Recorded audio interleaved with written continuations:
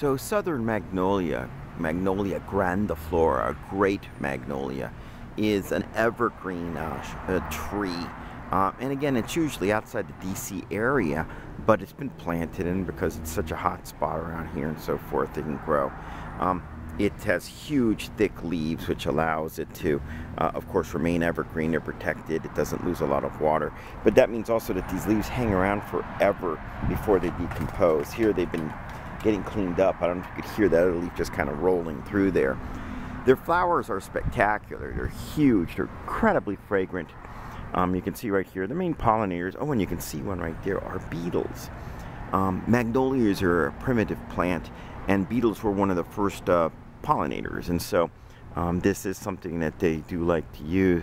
They've adapted for. They've evolved pollinating magnolias, and so beetles will come through there, and they'll walk through, destroying parts of the plant actually, and then while they're there, they both will mate and feed at the same time.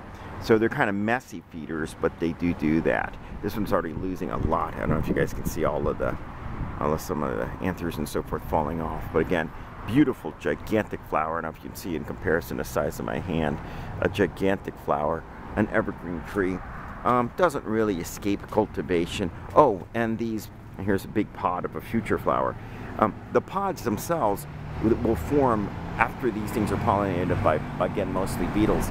And they have this little ridges to them. I can't see any old pods on the ground here, but that makes them they have very interesting distinctive ridges that you can use, and people have made them into things like such as beads and whatever. You can see this one's got several flowers.